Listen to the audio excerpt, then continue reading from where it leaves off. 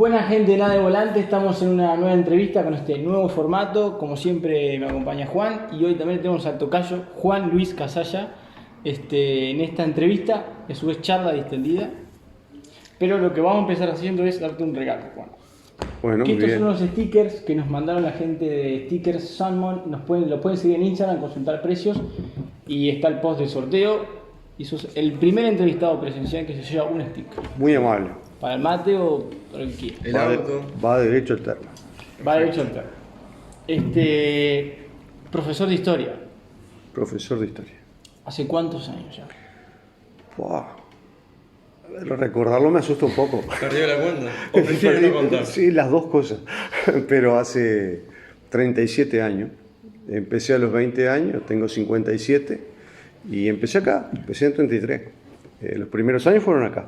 ¿Siempre decidido estuviste a hacer historia o en algún momento dijiste hago otra cosa? No, como cualquier adolescente, cuando me fui a Montevideo, las opciones eran varias, incluso hasta incursioné en psicología, derecho, profesorado de filosofía, de literatura, y después hice el proceso de decantamiento que hacemos todos, pasamos por la zaranda, dirían los areneros nuestros, y me quedé con la historia, porque me parecía que era una disciplina que tiene una capacidad de síntesis enorme, y como toda cualquier otra ciencia también es inabarcable, pero me sentía muy cómodo navegando en los versos de la historia. Y uno siempre asocia que al estudiar, en este caso, a ser profesor de historia es leer mucho. En ese caso, no, porque cuando uno elige lo que le gusta, sabe cuál va a ser el universo de desafíos que va a tener y cuáles son las problemáticas que va a tener que enfrentar y las opciones a las cuales va a regir su vida de ahí en adelante. Y no me molesta leer, nunca me molestó, todo lo contrario. Creo que una de las cosas que hago mejor es leer. No sé lo que surge de eso, pero leer me facilita un encuentro incluso hasta mejor conmigo mismo, con la realidad, con el entorno, con nosotros. Es una tarea que me divierte, me descubre y además me incita permanentemente al pensamiento y a la creatividad. Si no me falla, tú estudiaste licenciatura en historia. Sí. ¿Y por qué licenciatura y no más profesorado? Capaz que estabas buscando un poco más amplio la historia. Sí, ahí va, y hace una buena lectura. Porque eran dos cosas que se complementaban. El profesorado era más para el ámbito de la docencia, ¿no? Más práctico. Que es lo que yo fundamentalmente he hecho toda mi vida. Pero siempre me gustó y tenía una curiosidad por la parte de investigación, lo que es la historiografía, la producción de conocimiento, la creación, la fabricación de lo que es la historia. Estar en el laboratorio de lo que es el hecho histórico. Y me parecía que me iba a permitir incluso asumir la docencia con mayor seguridad y mayor profundidad, porque la licenciatura lo que te permite es leer más, aprender más en profundidad sobre los temas, incluso desde un pensamiento divergente, porque te acostumbran a mirar la historia desde distintos puntos de vista, manejando distintas fuentes, desde un enfoque interdisciplinario. Y eso me parecía a mí que me iba a facilitar mucho más el encuentro con el conocimiento, con el sentido crítico y además la posibilidad de abrirme otro camino en cuanto a la escritura, que es otra área que me gusta. Aunque no soy escritor, siempre lo aclaro. ¿Por qué no te consideras escritor? Siendo que, acá, justamente enfrente, hay un libro tuyo. Porque soy un profesor que escribe. En realidad, nunca dejo de ser un profesor. Para mal o para bien. Pero ¿Y qué sería un escritor para vos? Para mí, un escritor se tiene que formar y preparar en ese plano, dominando totalmente lo que es la gramática, el léxico, la estructura, la sintaxis, la técnica. ¿Es algo más académico, es algo más técnico que sentimental? Las dos cosas, es una combinación de las dos cosas. A mí me lleva a escribir la parte emocional, la parte afectiva, pero me siento muy carente y muy ignorante en la parte técnica.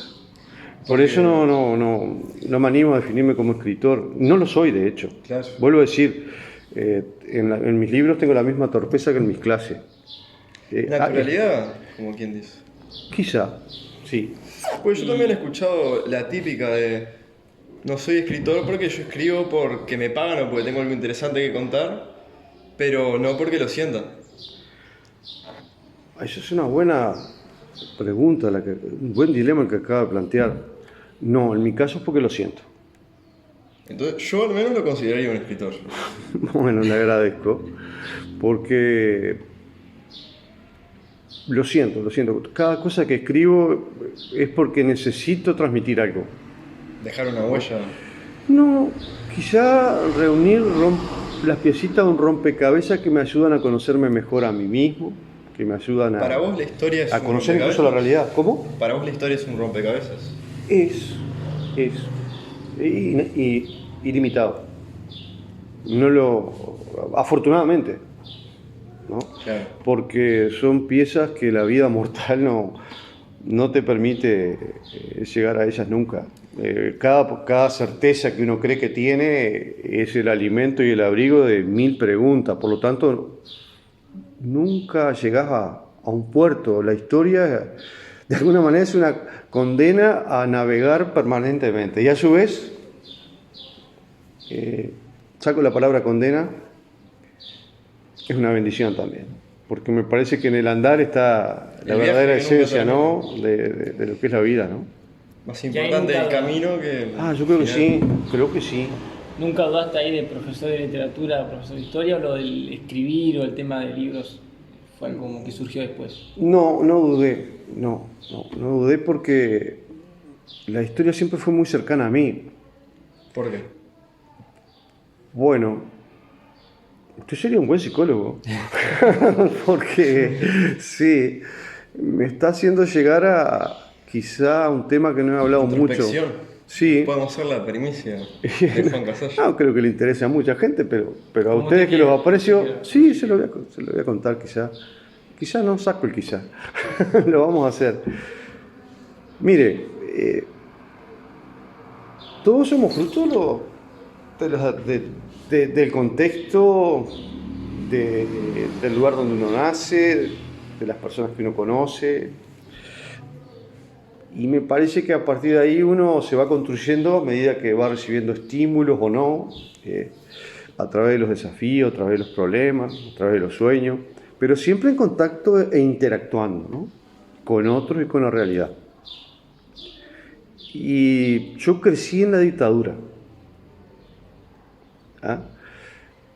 Y esto que no se tome como no se le dé el tinte político partidario, porque acá siempre ¿no? tenemos ese vicio. Un poco que cuando lo que uno nos decía habla, antes de la entrevista, sacarle la política. claro, no, porque uno cuando, en todo caso, como es mi caso, que voy a criticar la dictadura, yo lo que defiendo es la democracia. A mí esa teoría de los dos demonios, ¿no? Que si quieren después la hablamos, que alude a un simplismo histórico que no es real entre lo que es militar y MLN, no me adhiero para nada. Yo cuando ataco la dictadura, lo que estoy haciendo es defendiendo la democracia, con todos los colores que tiene. Y le decía, a mí me tocó padecerla con 7, 8 años, y cuando volví a la vida, volví al pensamiento libre, volví al sentido crítico de la realidad, volví a la diversidad, volví a escuchar otras voces, volví a sentirme seguro. Ya era un adolescente grandecito. Claro, toda la etapa de, la edad de la absorber del disrupción. entorno. Claro, te toca usted eso. fíjese que la dictadura fue en el 73 y terminó en el 85, fueron 12 años. O sea que cuando terminó la dictadura yo tenía entre 20 y 21 años. Yo Toda la después- adolescencia, claro. el tema de absorber de tu entorno, de con quién te juntás o no. Exacto. Que uno la tiene en la rebeldía, diaria, de muchas bueno, Ahí va. tengo épocas de tal, con tal amigo y aprendo de ahí. Y vos en este caso tuviste que vivir con ese contexto histórico. Sí, ahí va. Y tuve la desgracia de sufrirlo en vía directa. Entre otras cosas, a mi padre lo dejé de ver a los 8 y lo volví a ver ya con 16, 17 años, casi 18. Una tía que también tenía mucha influencia sobre mí, también, le perdí el rastro a esa edad y era una sensación extraña, ¿no? Y yo no entendía muy bien qué pasaba. Claro. Como cualquier niño en sí, claro. En eso que da. Y después empezó bueno, vino la propia vorágine y la propia dinámica de lo que era vivir en dictadura, ¿no? Que te abrieran la puerta a cualquier hora para hacerte el clásico cacheo e investigación, a ver si había algún material subversivo o lo que fuera, pues en este caso mi padre integró el MLN. No en forma, no participó en ninguna acción violenta, era más que nada una actividad gremial.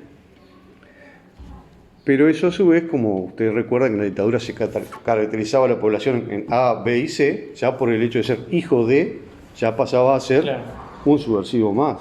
No, aunque no tuvieras ni idea, imagínense un niño de 8 años. No tenía ni idea de política, de nada. De nada. ¿No? Incluso les digo más, voy a ser bien franco, cuando mi madre me dijo, mira que tu padre no va a venir hoy, y quizás mañana tampoco. Yo estaba en penitencia, y lo viví hasta con esa inocencia y la alegría y esa fe. Claro. No, o sea, pero aquello después empezó a ser angustiante, porque los días pasaban, las semanas pasaban, los meses pasaban, los años también, y luego vino la realidad, y las idas al penal de Libertad a verlo, y cuando lo ibas a ver lo veía destrozado, porque de eso se encargaban.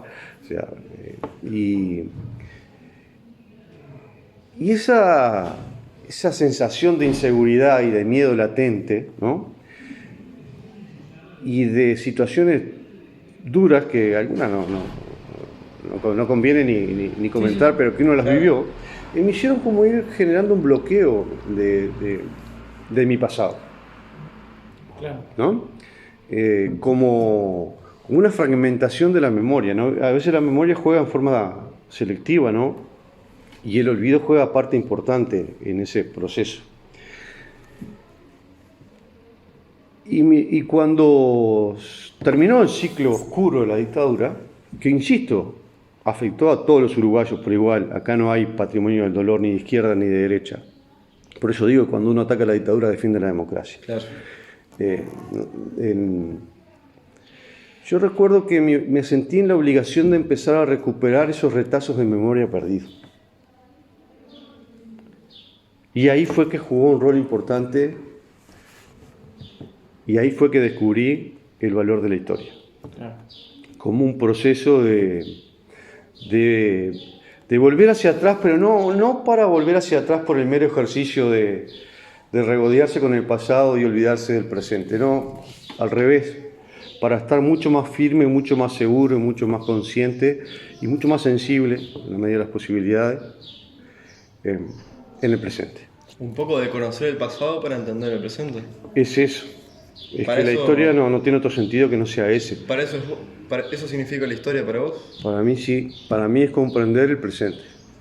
Y desde ahí... ¿Cómo llegamos hasta acá? Sí, y desde ahí poder ser un factor de cambio en el caso que sea necesario y no ser un títere de nadie. Me parece que la historia es una ventana abierta a la libertad de cada persona, porque te permite conocer de dónde venís, te permite saber quién sos y desde esa perspectiva ser un sujeto de derecho pleno. Un poco eso de la libertad que vos decís, vos dirías que quien controla la historia, capaz un poco, bueno, el tema de la dictadura, un poco censura de libros, de ese tema, ¿controla capaz el futuro? Yo creo que sí. Si ustedes estudian un poquito de... O condiciona capaz de la cosa.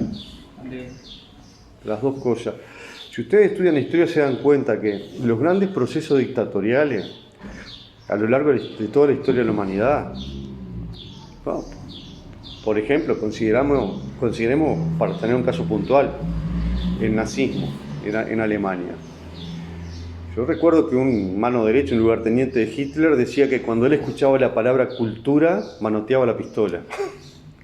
He escuchado, sí.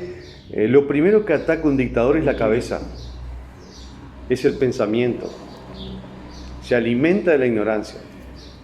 Y entonces, cuanto más deslocalizado esté una persona, cuanto más desmemoriada esté una persona, es más fácil de gobernar y más fácil de manejar. La ignorancia, el miedo y la fuerza son los tres elementos combinados que trabaja el dictador para imponerse sobre la gente. También un poco el valor, capaz, de la idiosincrasia del uruguayo. Sí. Que si vos le arrebatás eso, capaz es más fácil que se vuelva capaz un hincha del dictador. Claro, si tú le falseás la memoria, si tú le alterás la historia, si tú le creas otra verdad alternativa, entre comillas lo de verdad, si tú uniformizás el pensamiento y cortás de cuajo todo pensamiento crítico, Condicionar las nuevas generaciones. Claro. Sucesivamente. La educación pasa a ser un instrumento de adoctrinamiento, de adiestramiento, para formar en la filosofía que esa dictadura que siempre hace mandados, porque vamos a darle la dimensión correcta, son mandados, son deberes lo que cumplen, ¿no? Que responden a filosofías económicas, filosofías políticas, claro, tanto de un lado como del otro. Y en el caso nuestro, las dictaduras latinoamericanas, en pleno contexto de la Guerra Fría, nosotros estamos en un continente, no descubrimos la pólvora con esto, bajo el influjo norteamericano. El plan Cóndor. Y en esa lógica, el plan Cóndor, evidentemente tuvo una intencionalidad claramente económica, ¿no? Con un trasfondo político, y las herramientas fueron las dictaduras. Pero atrás estaba Estados Unidos, por lo tanto, un modelo económico, ¿cuál? El modelo neoliberal. Hay la intención de frenar todo tipo de otra ideología o avance, ¿no?, socialista que pudiera afectar los intereses creados en América Latina, ¿no? Ahí las dictaduras fueron, digamos, preparadas desde dos puntos de vista, o sea, la doctrina económica neoliberal y, por otro lado, la doctrina de seguridad nacional, que identificaba el comunismo justamente como el enemigo del desarrollo y del progreso de la sociedad. O sea, no hay dictadura que sea inocente, eso es claro, ¿no? Y ahí, en ese sentido, el estudiar historia, para mí, prepara al individuo a vivir la vida y a entender la realidad desde una mirada mucho más participativa, mucho más sensible y mucho más consciente, y me parece que eso es el antídoto más fuerte contra cualquier posible y eventual futura dictadura. Un poco cuando... Opinión personal, Claro. Todo lo que estamos diciendo es totalmente Por supuesto. subjetivo. Me llama un poco la atención, claro, sí, siempre manteniéndonos en la subjetividad, ¿verdad? Pero me llama un poco la atención el tema que vos decís de, bueno, la historia participativa. Cuando yo recuerdo, por ejemplo, en filosofía, trabajar, bueno, la historia, autores que incluso se han rehusado a investigar ciertos temas porque estaban políticamente relacionados y iba a frenar la objetividad. ¿Qué es esa objetividad para vos? No sé, yo no la conozco. ¿No sos una persona objetiva? No, soy un sujeto. Si fuera una piedra sería objetivo, sería un objeto. O sea, yo creo que en todo caso, miren, una vuelta leí un libro, no recuerdo ahora el autor, pero sí el concepto, sobre metodología de la historia. Y se refería al tema de la objetividad. Y lo que ese libro sugería, y me parece razonable, era apuntar a la sumatoria de subjetividades parciales. O sea, dicho en criollo, escuchar todas las campanas posibles sobre un mismo tema y dejar abierto el abanico. Y la sumatoria de todas esas miradas le permite a la persona que escucha, incluso a la que habla, acercarse a un criterio de verdad, acercarse a un criterio de verdad, ¿no?, que siempre va a ser relativo, claro, y siempre va a tener un valor subjetivo y un valor personal. Pero para mí esa es la verdadera, entre comillas, objetividad. O sea, el permitir, el abrir el abanico para que el que te está escuchando pueda saber que lo que tú estás diciendo es algo parcial, claro, es algo subjetivo y es algo personal, que está impregnado de tu vida, que está impregnado de tu pasado, que está impregnado de tus sentimientos. Pero que sepa que también hay otras verdades. ¿no? Y que hacerlo permeable y abierto a que escuche esas otras miradas. E incitarlo, invitarlo a que descubra su propia verdad. Un poco me viene a la mente el cuento bueno de los monjes ciegos que van a tocar un elefante y dicen, bueno, un elefante para mí es delgado y largo porque le toca la cola. Otro dice que es grueso y áspero porque le toca la trompa. Otro dice que es como, yo que sé, un león porque le toca la barriga. Es eso, metafóricamente sería eso. Y así debería ser la educación. Paulo Freire, un pedagogo brasileño famosísimo, decía que la verdadera educación es un proceso de liberación del individuo, que apunta al desarrollo de una lectura no ingenua, sino de una lectura reflexiva de la realidad, por medio de un diálogo abierto, donde se enseña y se aprende al mismo tiempo. Y me parece que es una muy buena definición. Y por eso mi opción por la educación y por eso mi opción también por la historia. Pero además la historia tiene esa capacidad de síntesis que, vuelvo a decir, todas las materias la tienen, pero uno, como dice Arquímedes, ¿no? Dame un punto de apoyo y moveré al mundo, el principio de apalancamiento. Bueno, mi punto de apoyo es la historia. Creo que puede ser cualquier otra ciencia. No considero que sea excluyente de otros decir esto. El físico entiende la realidad con la física. Claro. El de la historia con la historia. Sí, pero no debería quedarse solo con eso, con la base de lanzamiento. Claro. Debería abrir la perspectiva a otras escalas, a otros universos de saberes. Pues si no, sos como un perrito bien amaestrado. Te tiran el hueso y lo traes, ¿no? En el dogma de, bueno, soy físico, soy científico, soy historiador. Claro, tenés como un desarrollo atrofiado de tus capacidades, ¿no? Y te tiro una pregunta un poco interesante. En la antigüedad, por ejemplo, vos tenés a Aristóteles, que si no entiendo mal, tiraba la jabalina, era deportista, era matemáticas, multidisciplinario, como vos lo puedes imaginar. Y hoy en día vivimos en un mundo donde una persona aspira a ser doctor especializado en el hemisferio izquierdo del cerebro y centrarse solamente en eso. ¿Cómo dirías que ves a la sociedad en el sentido capaz más específico de lo que antes era una generalidad? Justamente con lo que veníamos hablando antes, el gran desafío es sacarse esa mirada encorsetada.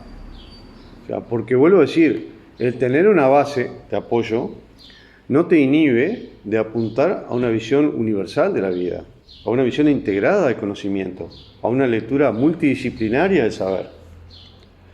Al revés, cuanto más conoces de otras cosas, mejor conoces lo tuyo y ejerces mejor, con más amplitud, con más criterio, tu profesión o tu labor.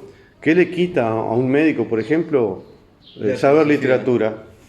Al revés, quizá va a entender mucho más a los pacientes desde una novela de García Márquez que solamente quedándose con la operación clínica, ¿me explico? O aprobando las materias específicas. He escuchado eso de gente que se dedica a cosas muy distintas y luego gracias a los conceptos de cierta materia los aplica a otra totalmente distinta. ¿Qué le dirías, por ejemplo, a la gente que en un mundo cada vez más globalizado, con más información, que muchas veces hay que filtrar, ¿viste?, lo que consumimos para hacerlo lo más óptimo posible, para ser más generales?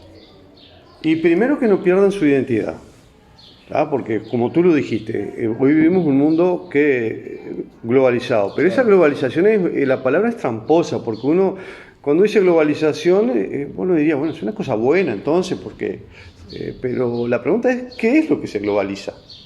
El conocimiento. ¿Cuál? Porque la pregunta es, ¿quién globaliza? ¿Qué globaliza?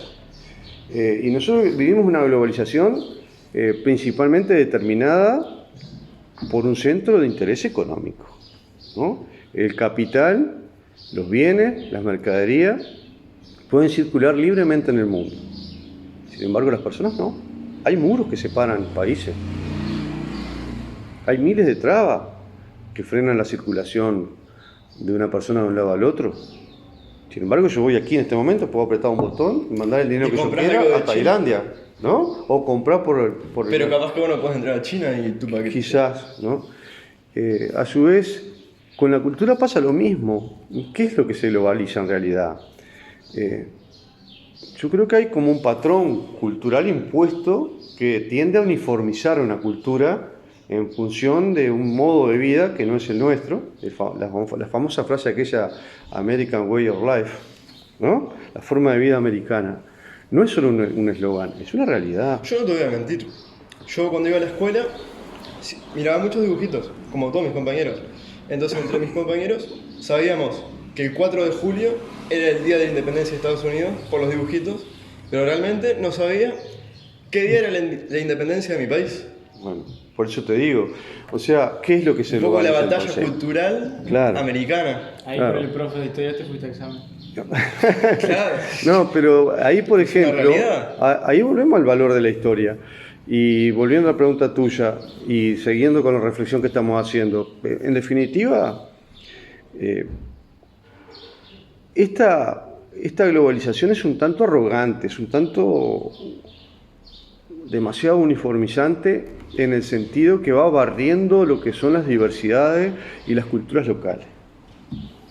Y hoy un gran desafío es Reivindicarlo. reivindicar, no desde, ojo, porque eso es otro peligro, no desde ningún chauvinismo ortodoxo ni fundamentalista la identidad de cada lugar. No, porque las identidades son flexibles, son abiertas, se van construyendo, son dinámicas. Claro. ¿No? Uno tiene que aprender a ser ciudadano universal, pero desde sus raíces. ¿Ah? Yo siempre repito, creo que cuando tú eras estudiante en sexto año, lo conversamos en clase, y está en este libro una anécdota que me pasó con el Laucha Prieto en Charqueada, que está referido a esto que estamos hablando, en un lenguaje metafórico, ¿no? Claro.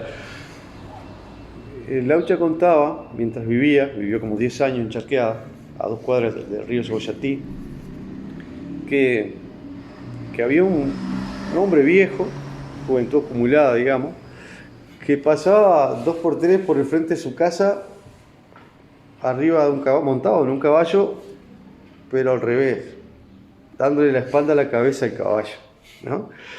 Y todo el mundo lo definía como el viejo loco del barrio. Claro. Y cuando le preguntaban por qué lo hacía, el viejo simplemente le decía con una frase cortante y que para mí tiene mucha sustancia: para no olvidarme de dónde vengo.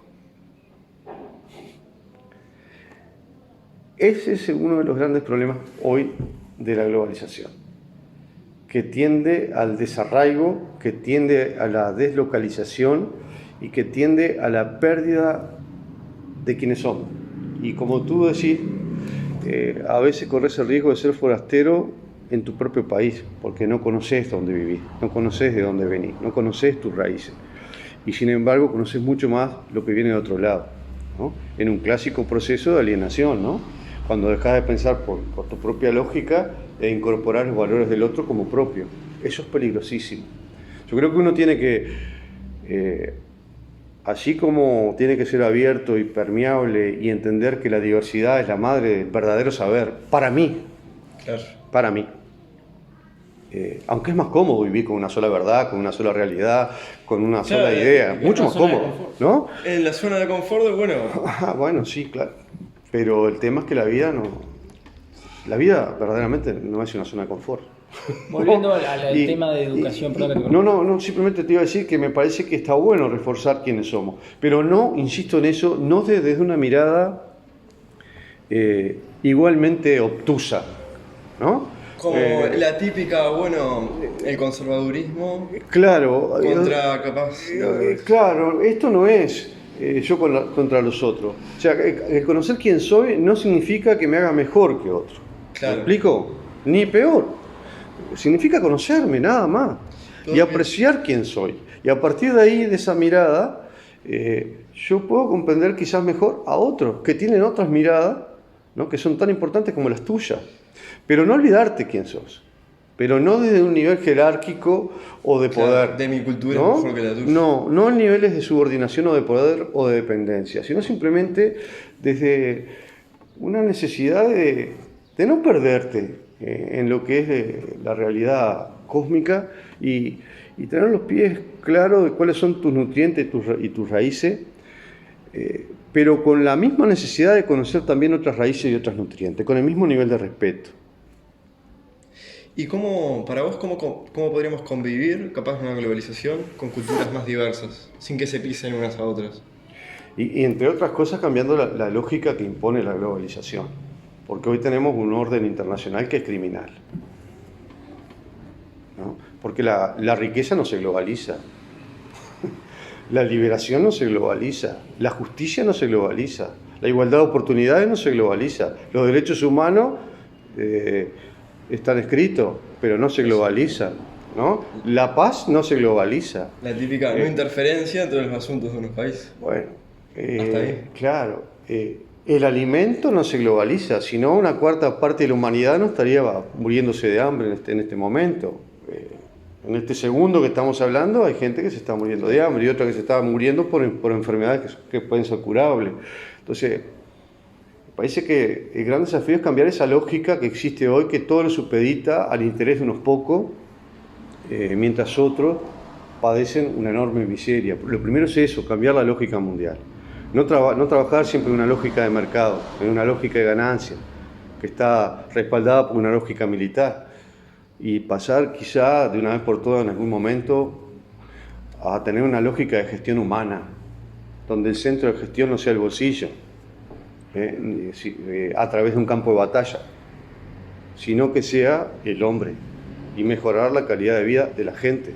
Porque cuando yo digo que hay 1.400 millones de personas, en 7.000 millones de personas en el planeta que se mueren de hambre, no es porque falta alimento. Porque hay que distribuirlo. Hay que distribuirlo mejor, hay que invertir mejor los recursos. Sí. Miren, yo hace mucho tiempo había leído un libro ¿se acuerdan aquel biólogo? Ustedes son muy jóvenes, pero aquel biólogo marino, Jacques Cousteau. Bueno, no tienen por qué acordarse, yo porque soy más viejo que la ruda, pero recuerdo que es una cifra vieja la que voy a dar, que tiene como una década. O sea que si yo la actualizara hoy, no tengo ganas de hacerlo porque no quiero alimentar el pesimismo. Pero en aquel entonces se gastaba 17 billones de dólares cada 15 minutos en armas. ¿Está? En armas que en definitiva tenían nombre de petróleo, nombre de gas natural, nombre de poder y por fuera de todo lo que es el concepto de derechos humanos. ¿Se entiende? Claro. Y cuando uno se pone a pensar que esa misma cifra, si yo la tuviera, estoy pensando 10 años atrás,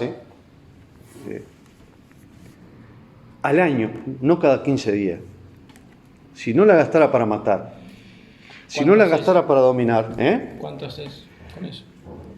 se eliminaría el hambre, se eliminaría la pobreza, se eliminaría el desempleo, se eliminaría la ignorancia, se eliminaría el desamparo, la intemperie, y el hombre resurgiría.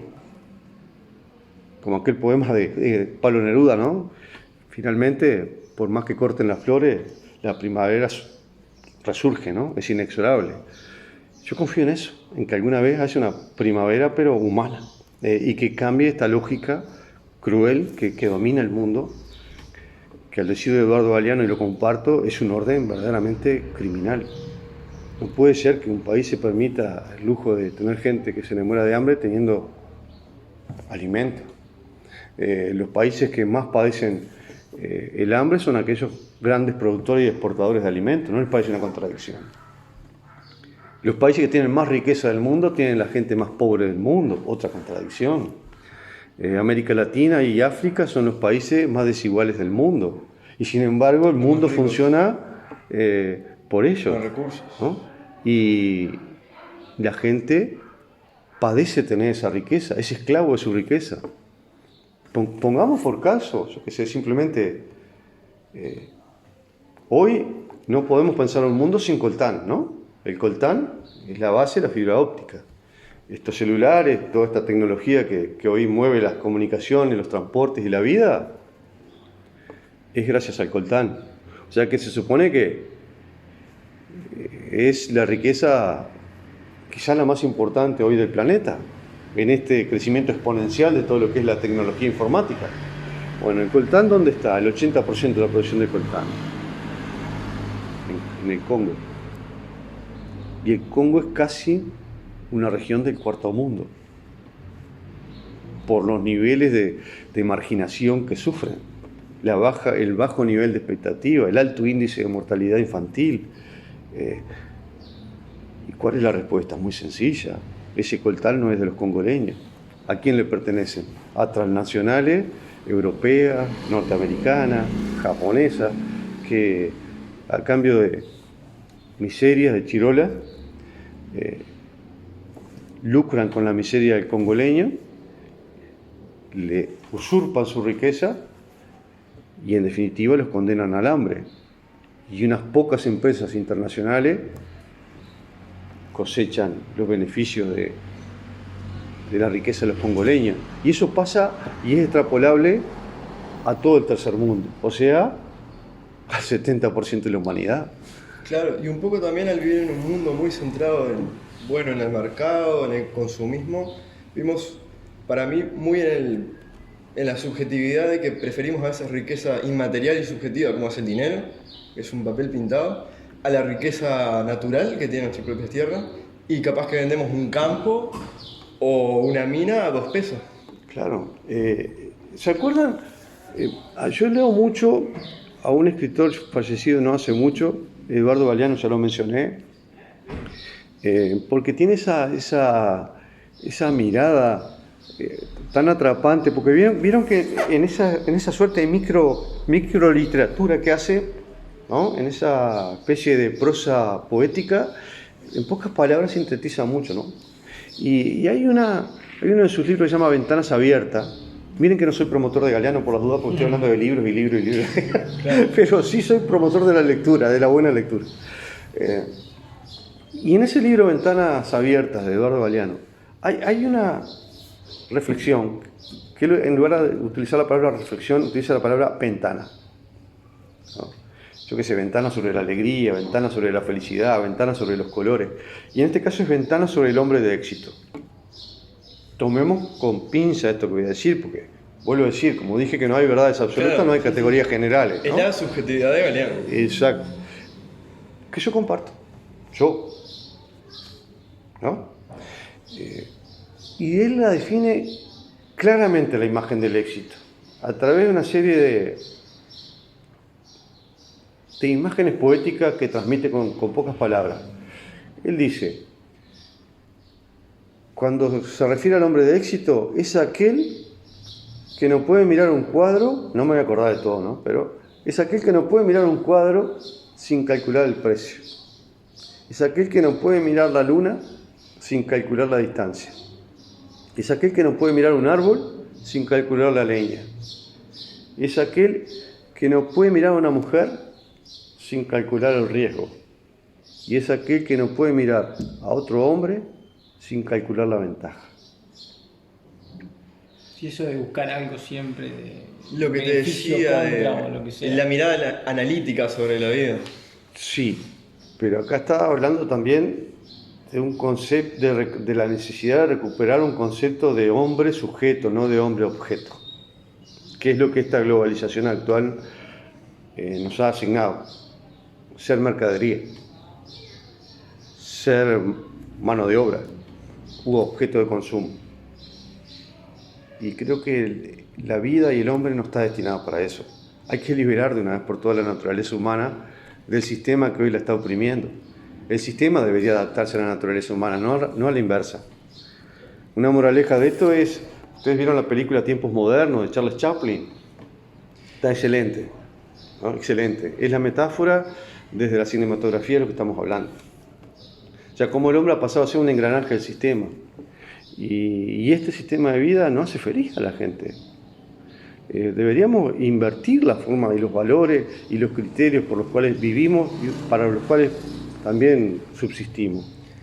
Deberíamos sentirnos más libres, más felices, más acorde a nuestra verdadera naturaleza humana. No deberíamos estar pensando en aplastarle la cabeza al que está al lado o en enfrentar a aquel otro para subir un escalón, que es lo que te obliga a este sistema. Claro, la típica mentalidad de tiburón del capitalismo salvaje, de la competencia. Exacto. Que remontándonos a la historia, capaz Rockefeller, ¿cuántos han escalado así a la cima? Sí, Y sí, eso del los capitalismo. jóvenes son más egoístas, claro, más competitivos, pero ¿a Claro. qué punto Claro. ser competitivo es querer Sí. meter un codazo al otro? Sí. Ahora, yo creo que todos los sistemas han fracasado. El capitalista es el que, Claro. es el que triunfó, ¿no? En la Guerra Fría. ¿Verdad? Supuestamente los libros de historia te dicen que esa competencia que se dio en la Guerra Fría, del 45 al 91, desde el fin de la Segunda Guerra Mundial hasta la caída del socialismo real, la caída de la URSS, lo que significó fue el triunfo del modelo capitalista. Y es indudable que el capitalismo no fracasó como sistema, porque ¿cuál es el sistema del capitalismo? Es hacer riqueza, es capitalizar, es generar ganancia a través de la inversión. En eso ha tenido un éxito brutal. Incluso ha aprendido a fagocitarse a sí mismo y sacar beneficios hasta de las crisis. Si se venden hasta bonos de deuda. ¿Ah? Pero es evidente que como sistema económico para resolver problemáticas humanas, ahí hay un gran divorcio, ¿no? Claro. Que se opone totalmente, al revés. Aquella vieja teoría de Adam Smith, uno de los padres del liberalismo, base ideológica del capitalismo, de que la felicidad individual iba a llevar a la felicidad colectiva, lo ha demostrado la historia que es un gran error conceptual, ¿no? Al revés, Claro. la felicidad de unos pocos ha contribuido a la miseria de muchos. Pero ojo, pero no me quedo solo ahí. Y acá voy a meterme en una camisa, un chaleco, digamos, de fuerza que me van a pegar de todos lados. Pero también hay una crisis ideológica brutal porque el sistema comunista, que vendió una utopía que nunca construyó y que derivó hacia dictaduras de proletariado y hacia estados totalmente autoritarios y totalitarios, tampoco pudo construir la panacea comunista. Esa sociedad sin clases, esa sociedad de iguales, esa sociedad organizada en base a comunidades de producción y de consumo, esa sociedad que a cada cual se le daba o se le debía dar acorde a su necesidad y acorde a su trabajo, esa sociedad libre nunca se construyó. Por lo tanto, hoy vivimos una deriva ideológica importante. Por eso utilizo ese término, crisis ideológica. Es muy interesante lo que decís, porque justamente el economista Keynes, uno de los padres fundamentales de la economía que hoy sustentan el capitalismo, decía que para hoy en día la gente iba a trabajar 4 horas a la semana por temas de avance tecnológico, pero hoy en día no. Y remontándonos un poco más a los fundamentos del anarquismo moderno, como hay un estudio de un antropólogo que dice que hay muchísimos trabajos al pedo, que solamente son por cuestión de estatus. Y justamente desvalorizamos capaz los trabajos más esenciales que se le dicen, capaz que se reivindicaron más en temas de pandemia, cuando todos estamos resguardados, bueno, el que junta la basura estaba ahí, el que atiende el súper estaba ahí. Se pasaron de llamar trabajos no cualificados a trabajos esenciales, trabajadores esenciales. Claro, o sea, es que lo que sucede es que lo que yo te decía, la solución no está en el crecimiento exponencial de la tecnología, tampoco está en frenarla, pero está en volcar los recursos tecnológicos y los recursos científicos Claro. a lógicas diferentes. Vuelvo a ese concepto. No podés- Por ejemplo, la pandemia de hoy. ¿Ah? Esto te demuestra, te devela las incoherencias del sistema mundial del cual vivimos. Y borro todas las barreras ideológicas. Digo el sistema mundial. Claro. ¿Ah? Este, oeste, norte, sur. ¿Ah? Pero no puede ser que hoy se muera gente por no tener las camas suficientes en un CTI. Volvemos al mismo concepto inicial que habíamos conversado anteriormente. Es que no existen los recursos ya destinados para la salud. Es evidente que no. Esto lo ha denunciado. En Europa se elegía quién vivía y quién no. Se supone que es el primer mundo, ¿no? Que ya tienen los problemas básicos solucionados. ¿Cuáles son los problemas básicos entonces? Hay que preguntárselo. ¿Será un problema básico para este orden mundial la vida? Es evidente que no, porque si la salud quedó tan al descubierto, tan al desamparo, Parece que tenían su sistema de salud desarmado. es evidente que hay destinos que nos fueron volcados hacia lugares que defienden justamente el concepto de la vida como fundamental, ¿no? ¿Dónde están esos recursos? Vuelvo a lo mismo. ¿Quién los tiene? ¿A qué se destinan? ¿Existen? Claro. Existen. pero no están volcados hacia la educación, no están volcados hacia la salud, no están volcados hacia políticas alimentarias reales. Están volcados o responden a lógicas de poder de mercado. Y están concentrados en pocas transnacionales que operan de una manera que dejarían a Drácula con un complejo de inferioridad asombroso, ¿no? Claro, la típica, yo estoy en Estados Unidos y bueno, pongo leyes de ecología, sindicales, todo lo que yo quiera. Pero mis empresas en realidad están chupando sangre capaz de la India, que no hay esos derechos. Exacto, ¿no? Y bueno, si yo en la India pongo esos derechos, no vienen las empresas. Y que no vengan en una de esas. No habrá otra alternativa, no habrá otra forma de vivir, porque el hecho que vengan, a la prueba está, el mundo está a punto de explotar. Miremos no solo los problemas sociales, podemos referirnos al cambio climático, ¿no? Es evidente que el mundo necesita un cambio, una mirada desde los dirigentes, mucho más empática, mucho más sensible y mucho más pro vida. Y a su vez vuelvo a insistir en ese concepto, empezar a mirar la política desde una gestión humana no cortoplacista, a largo plazo, que eso no existe. Claro, quien tiene un martillo, todos los problemas van a ser un clavo, va a ir a martillar. No podemos aplicar las mismas lógicas a la educación, a la cultura. Pues se supone que los sistemas políticos mundiales, llámense capitalismo, llámense comunismo, llámense socialdemocracia, llámense lo que quiera, deberían estar orientados a solucionarle los problemas a la gente.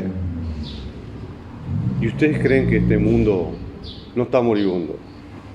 Ojo, no quiere decir que sea apocalíptico lo que estoy diciendo. Claro. Estoy diciendo moribundo, no muerto. Y las causas de esa situación las conocemos.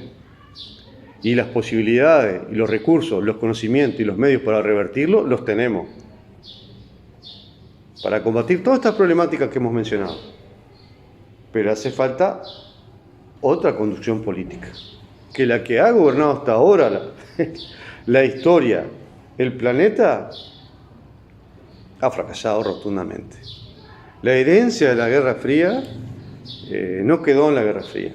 Esa lógica obtusa de mirar el mundo de forma binaria solamente, bueno y malo, no ha cambiado. El siglo XXI sigue los mismos parámetros del siglo XX y eso no es un buen augurio. Acuérdense aquello que decía Hobsbawm, aquel historiador inglés, ¿no? La era de las catástrofes cuando se refería al siglo XX. Y bueno, díganme, ¿y qué ha cambiado en el siglo XXI? Vuelvo a decir, no quiero ser con esto determinista y decir se terminó todo, no hay futuro. No, quiero decir, hay futuro sí, pero si se construye desde una mirada crítica del pasado y desde una mirada proactiva y prohumana desde el presente. Son opiniones personales. Claro. No sé, Marito, si quería decir algo no, que hoy estamos... hacemos un break si quieren para tomar agua. Solo como que queda el agua. ¿Pues lo aburrí mucho? No, al contrario, es muy interesante.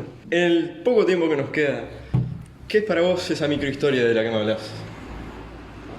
Es rescatarnos a nosotros mismos. Por ejemplo, yo he hecho un par de trabajos desde esa mirada de profesor que escribe, insisto. Uno es ese que tienen ahí adelante, que se llama Raíces de Colores. Y va al rescate de lo que es ser 33ino, de lo que es ser olimareño, libre de todo chauvinismo. Y yo pretendía hacer ahí una suerte de manual, jugando con los colores. Y desde los colores hablar de la historia, hablar de la cultura, hablar de las creencias, las supersticiones, hablar de algunos tiempos oscuros que vivimos nosotros, hablar de algunas tragedias que nos definen también. Y bueno, en ese vuelo libre, jugando con los colores, intenté hacer ese manual buscando conocernos un poquito más. Si otro de mis trabajos, también de microhistoria, El primero se tituló Historia de la Vaca Azul, que gira en torno a un pueblo, a un cuadro de barrio que se llamó La Vaca Azul. Claro, no da tiempo para hablar, pero que se formó en el año 1931 y que fue parte de nuestra idiosincrasia y que aún define nuestra memoria colectiva. Y me pareció muy interesante rescatar lo que era. Y ahí cuando dijiste, bueno, armo esto, todo con lo que vos sabías, o dijiste, bueno, tengo que empezar a salir a consultar preguntarle a tal, ¿dónde fuiste? No, tenés que siempre consultar. ¿Y qué lugares recorriste? ¿Dónde, con quién hablaste? De todo. Por ejemplo, para la historia de la Vaca Azul, hice un recorrido muy interesante con distintos personajes, pero te voy a mencionar uno que me resultó muy por fuera del usual. Tengo otro trabajo que se titula Memoria viva entre montes y ríos. Y ahí tuve que salir a recorrer los montes y los ríos. Sí. Salí en un bote. ¿Solo? No, con un amigo. Fuimos por el río Limar. Salimos del Puente de Nuevo. Cruzamos el Puente Viejo, el Puente de la Vía. Interceptamos en Cebollatí. Llegamos hasta la Laguna Merín. Y luego volvimos hacia Charqueada. Ahí sí ya nos esperaban para traernos porque Claro. sí, no podíamos más.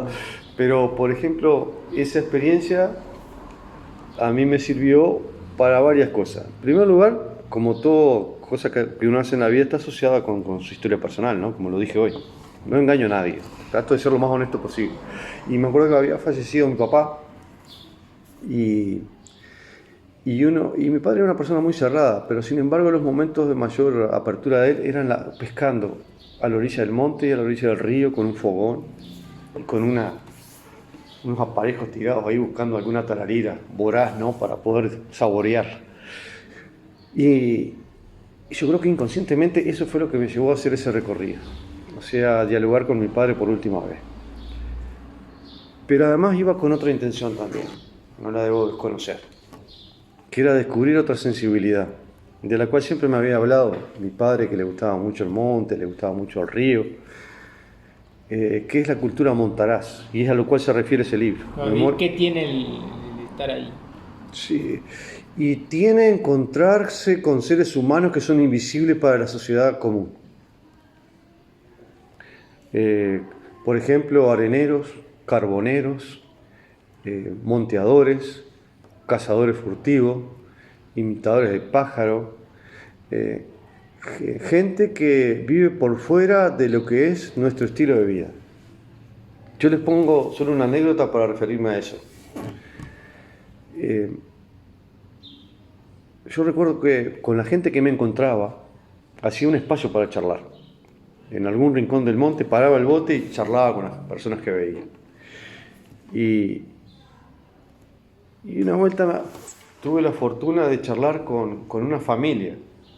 No voy a contar toda la historia porque ya no nos da el tiempo, pero recuerdo que la sensibilidad de aquella gente y la forma de trabajar y la forma de subsistir me sacudieron. Me sacudieron porque me hicieron interpelar mucho en mi estilo de vida. ¿Ellos vivían ahí? Sí, vivían en el monte. Eran montarazas, ahí viene la palabra monte, ¿no? O sea, viven del monte, para el monte y en el monte. Y me acuerdo que vivían en una aripuca, una casa muy precaria, digamos, hecha con ramas y hojas. Y estaban trabajando con una zaranda, como uno puede ver cuando va al río. Y estaban filtrando arena, seleccionando arena fina y pedregullo para después embolsarla, venderla en el pueblo a cambio de harina, yerba, azúcar, lo que precise. Y era una familia entera, incluso los niños, 2 niños pequeños. Y yo me ofrecí para ayudarlo, el hombre no lo vio con muy buenos ojos, ¿no? Y me acuerdo que cuando seguí el recorrido, porque no dio charlamos lo básico, nada más, ¿no? Claro. Seguí el recorrido, pero me quedé con aquella familia, aquel lugar, y lo identifiqué en el mapa, que llevaba un mapa, para no perderme, en los famosos furados, o sea, esos brazos medio engañosos del río. Y cuando volví a 33, quedé con la idea de ir de nuevo a ese paraje. Se podía ir por la ruta. ¿Y hasta la fecha has ido de vuelta o...? No, fui una vez. Y recuerdo que le llevé alimentos y pensando en los niños, incluso golosinas y chocolate. No sé, yo sé que por ahí hay filósofos que dicen que la filantropía perpetúa la miseria, pero bueno, a mí me nació hacer eso. Claro, lo que haría cualquier persona, como cuando ves un niño chico o algo y Claro. te sale decir, te compro un alfajor, en este caso, y Ahí va, correcto. Y cuando se lo voy a entregar, el hombre me dice, yo no le pedí nada a usted. Me acuerdo de usted, conversamos con usted, pero así como la otra vez, usted me vio trabajar. Exacto, usted me vio trabajar y yo le dije que me bastaba con mi gente y con mis brazos y con mi fuerza y con mi esfuerzo. Ahora le digo que lo que yo necesito lo compro o me autoabastezco. Yo igual se la dejé, ¿no? Y recuerdo que los niños, que no dejan de ser niños por más que este sistema los condena a ser hombres, porque estaban trabajando, ¿no?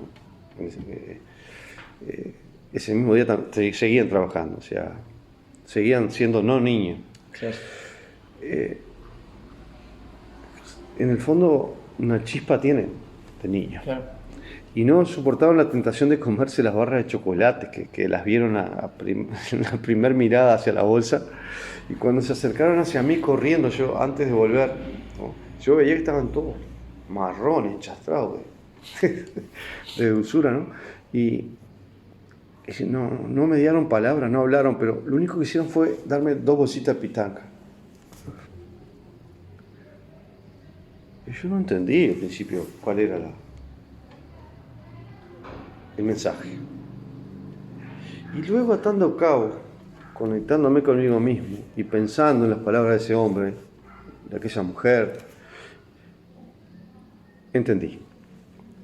Esos hombres viven de su esfuerzo, viven de su trabajo. No generan excedentes, no viven para el lucro, no consumen más de lo que necesitan. Y quizá lo único que lo único que los mantiene vivos es ser libre, y la dignidad pasa por no aceptar limosna. Y aquel niño intuitivamente entendió que había roto ese código natural. ¿Y te los quiso pagar? Y me los devolvió con pitanga, ¿no?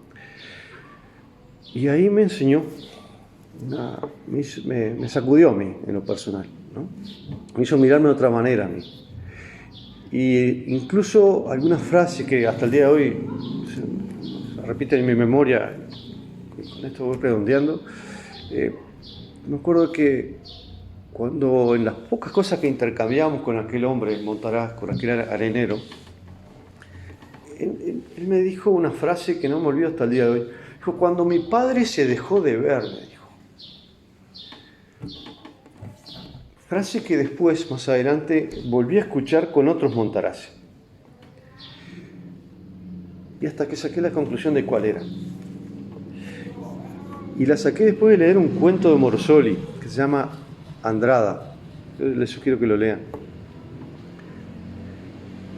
¿Qué es eso? ¿Qué reflejaba? Por un lado es una imagen poética, pero por otro lado es una imagen trágica de la vida hoy. Creo que es la vida misma, en definitiva. El hombre que envejece, que pierde su vigor físico, que no puede más producir alimento o cortar un tronco, es una carga. Sabe que no lo puede sostener en la familia. Y quedarse significaría condenar de hambre a un niño. No le pide permiso a nadie. Tomó un bote y se va. Y efectivamente, lo dejan de ver. Claro. No vuelve. Va a morir. En alguna ribera del río, solitario, quedará su cuerpo, su huella en el pasto seco y será devorado por animales salvajes y ahí va a terminar su existencia. Por eso digo, yo creo que este mundo se merecería vivir en una dimensión distinta donde la gente no deje de verse. Esa sería mi reflexión final. Y bueno, y la necesidad de estudiar la microhistoria va por ahí. Otra de las preguntas que tenía, que son para ir cerrando y a su vez como para que vos veas qué responder. ¿Qué has aprendido siendo profesor? Aunque eso. No vale decir historia. Claro. No. Pero en el lado humano, ¿verdad? Es decir, porque vos has dado solo clases acá en el I3. No, di clase en Montevideo, di clase en Charqueada, he trabajado a nivel universitario también, a nivel secundario. Por eso, de manera breve, entre todos esos lugares, si tuvieras que muchas realidades, ¿qué es lo que has dicho uno? Mira, uno aprende principalmente, primero a ser humilde, y en segundo lugar, se da cuenta de todo lo que no sabe, aunque te parezca mentira, no es verso esto que estoy diciendo, te das cuenta de lo que no sabes. Y por otro lado, ha sido un gran alimento. Para mí yo me he desempeñado muchos roles en la vida, pero el único rol hay dos roles que me han humanizado el ejercicio de eso. Y se lo voy a agradecer de por vida, porque la respuesta está ahí. Me ha humanizado, me ha hecho sentir la necesidad de ser un poquito mejor, más allá de todas mis mediocridades. Y son dos roles. Uno como padre y el otro como docente, que para mí están muy entremezclados. Que ahí llevaría como que dice una responsabilidad que uno siempre dice, bueno, la casa es el primer modelo para educar y después también tenés el profesor. Sí. Vos ahí tuviste que tener las dos cosas claras y marcar. Sí, para mí fue una escuela de humanización, eso fue la docencia y es la docencia. Es un espejo en el cual mirarme permanentemente y sin contemplación, ¿no? Mirarme desde todo punto de vista.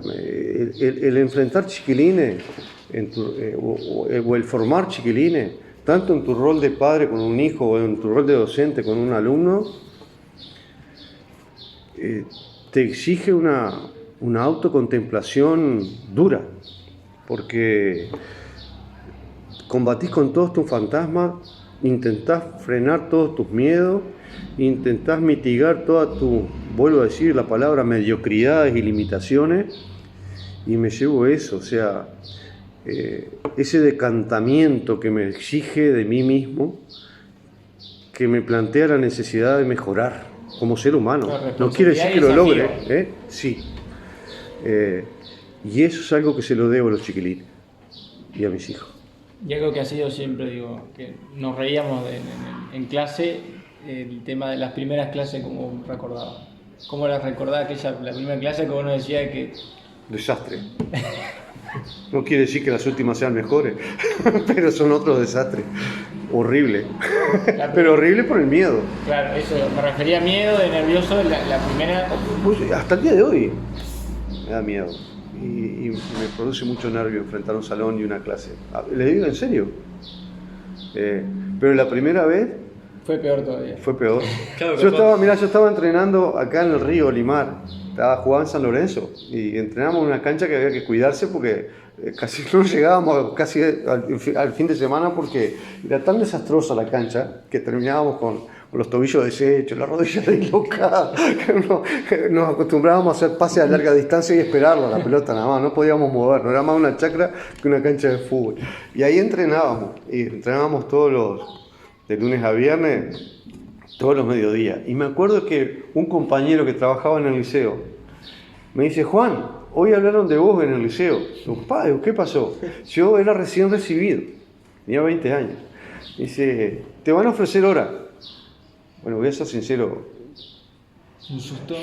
No, el susto es poco. Perdí el color, perdí el habla, no me desmayé de estas casualidades, pero el estómago se me dio vuelta. ¿Cómo que ya me toca ahí de la primera clase? Me vino un temblor, un sudor que no pude, no coordinaba ni para, no solo no para hablar, sino para caminar, quedé paralizado del miedo. Y bueno, y así fue. Y así uno comienza, con muchos temblores, con muchos miedos, con muchas inseguridades. Y quizás que es como todo en la vida, ¿no? Todo inicio es así, inseguro, con miedo, temeroso. El primer día de clase un chiquilín me tuvo que decir que dejara el escritorio porque me lo llevaba, me acuerdo. Yo me recosté en el escritorio, no me movía, parecía una momia, ¿no? Y me agarré del escritorio para sentirme más seguro. Claro. Y cuando me iba, me levanté, seguí con el escritorio agarrado. Es el escritorio nuestro, profesor, disculpe. Pero, no, las anécdotas son muchísimas. Pero lo que más recuerdo es el terror, el miedo. Y después, la sensación de placidez, de tranquilidad, cuando uno encontraba chiquilines complacientes, en la mayor parte no, sensible, y que entendían el miedo de uno y trataban de ayudarte. Claro, te tiran un salvavidas. Sí, siempre tenés, de eso me acuerdo clarito. Cantidad de situaciones de esas que no me voy a olvidar más. Y bueno, y en esos salvavidas y en esos miedos, uno va creciendo como profesor e intenta crecer como ser humano. ¿Y cómo querés o cómo ves el día que tengas la última clase para...? Buena pregunta. Sí, buena pregunta. Por lo menos que no pierda más lucidez de la que he perdido. Y tratar de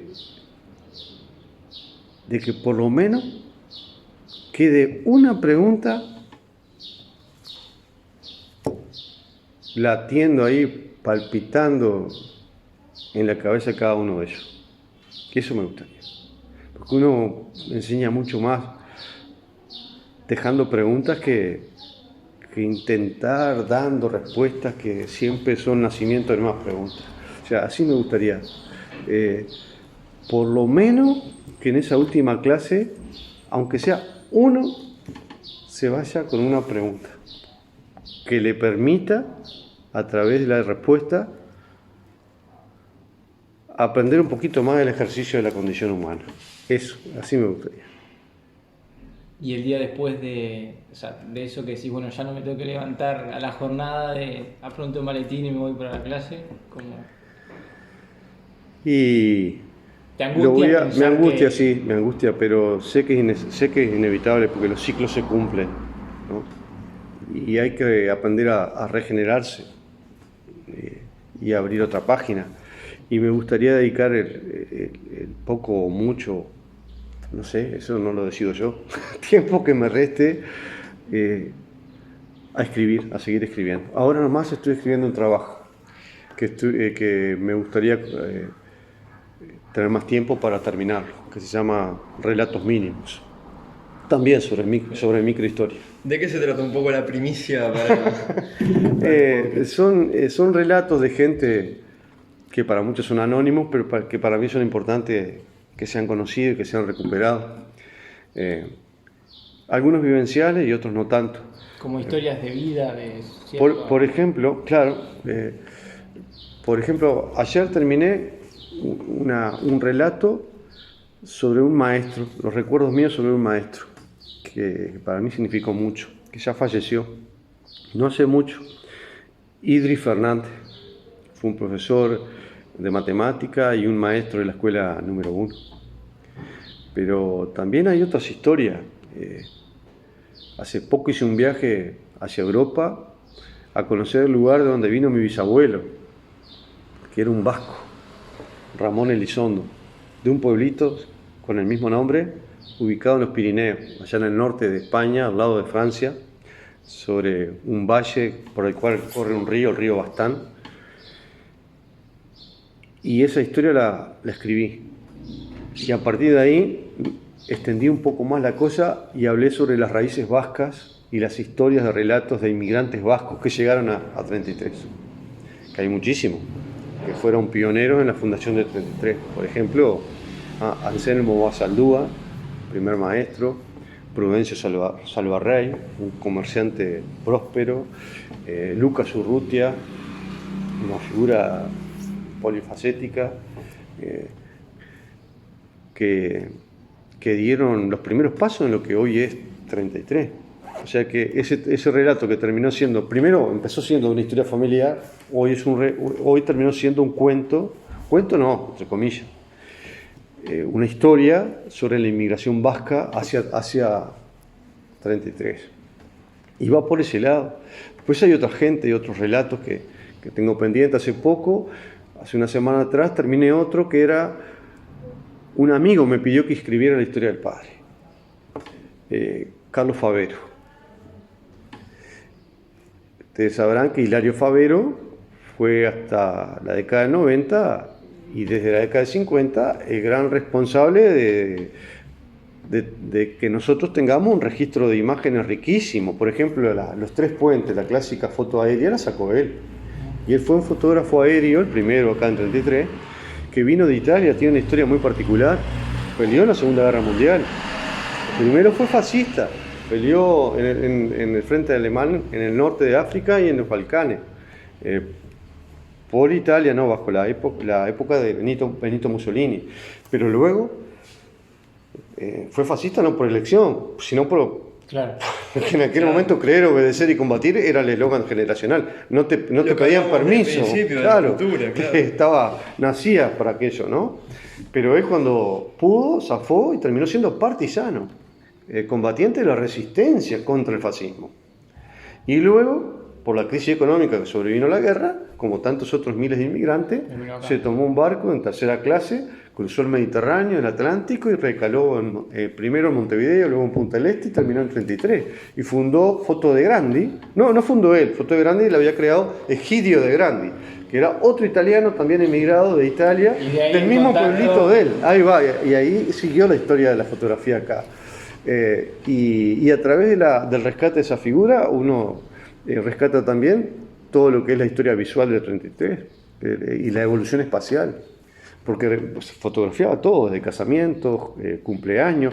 Yo desafío a quien esté escuchando, ¿quién no tiene en su casa una foto de Hilario? Los padres de ustedes, los abuelos de ustedes. Claro, algún conocido, claro, un consultar con mi tío que foto. debe conocer de foto o algo que haya. Claro. Y va por ese lado. Son relatos de distinta naturaleza que siguen formando parte de esa piecita de ese rompecabezas que yo le decía que es la historia. Que lo vas hinchando y termina en el fascismo de los nazis.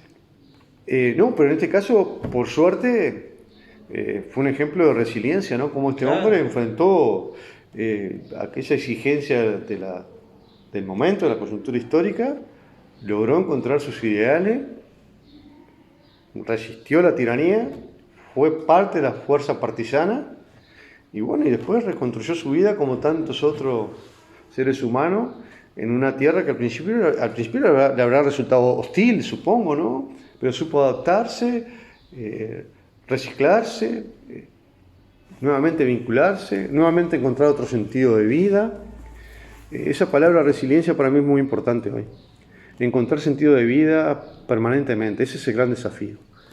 Y este hombre lo encontró acá, en este pueblo, en 33. O sea que tan mal no estamos. Me parece muy fascinante cómo una foto se puede desentrañar tanta historia de vida. Sí, una foto es un documento visual. Y si tú vas a las fotos más representativas nuestras, recalás en la fuente, Foto de Grandi, que funcionaba, ¿saben dónde? Pegado a donde queda, el poco que queda, el Club San Lorenzo de Fútbol, casa por medio. Ahora hay una tienda, pero ahí funcionaba Casa de Grandi. Los más veteranos se deben de acordar, porque incluso pasar por la vidriería de Casa de Grandi era como ver las noticias de la época. Claro, porque encontrás todo ahí. Estaba todo ahí. Y y eso me pareció muy interesante. Tiene uno de los el principal archivo fotográfico de 33 es de él. Y debe ser uno de los más importantes del Uruguay. Porque incluso él, como fotógrafo aéreo, trabajando con otro historiador, Aníbal Barrios Pinto, fue uno de los primeros que sacó fotografías aéreas de las estancias del Uruguay. Bueno, y ese tipo de historia, la vez pasada, miren, la última, pues si no los voy a cansar. Me llamaron por teléfono y una persona utilizando notas musicales. Yo soy negado para la música, escucho música nada más, pero me cantó, digamos, entre comillas, la comparsita. Yo digo, esto es una broma, digo. ¿No? Incluso a mi compañera la llamé y digo, vení Raquel, mirá, no sé qué sucede. ¿No? ¿En qué dimensión entramos? Y después que de esa presentación inusual, se presentó él, era apellido Albistur, no, Albistur me dijo él, que era la pronunciación correcta. Me citó para hablar, fui a su casa y resultó ser un músico importantísimo allá de la década de 70, que integró entre otras cosas, un grupo famoso acá, que vuelvo a decir, los más veteranos se van a acordar, se llamaba Cumaná, que amenizaban los bailes en el Centro Democrático, en el Centro Progreso, en el Centro Empleado de Comercio, y me pareció interesantísimo conversar con él, porque salía de la fotografía, de la imagen, a la música. Pero estábamos dentro de lo mismo, nuestra identidad, Sí, nuestra idiosincrasia. Sí, volvés a lo mismo. A veces la vida es un círculo, ¿no? Donde origen y fin se juntan. Va por ahí ese trabajo, que espero poderlo terminar el año que viene. Y bueno, y si después sobreviene lo inevitable, que es la jubilación, lo que espero es todavía seguir lo suficientemente lúcido como para ejercer esa segunda vocación, la de profesor que escribe, pero nunca dejando de ser profesor. Esa es mi expectativa y ese es mi deseo. Después la naturaleza dirá. Veremos qué es. Bueno, por nuestra parte, listo. Muchas gracias por haber escuchado. ¿Cuánto fue? Más. Debemos estar en más de una hora. Seguramente una hora clavada. Por ahí. Pero está en el tiempo considerable. Sí. Está perfecto. Así que bueno, por nuestra parte. Bueno, no. La verdad que encantadísimos con la charla. Por favor. Yo algunas cosas ya conocía, digo, porque lo tuve de profe, pero Yo sabía no que... tuve la fortuna. Y bueno, nos pueden seguir en Instagram, @nadievolantepodcast. Nos pueden escuchar en YouTube y ver nuestras caras también. Si solamente prefieren el audio, Spotify, Apple Podcast y todas las plataformas que se puedan imaginar. Y hasta la próxima.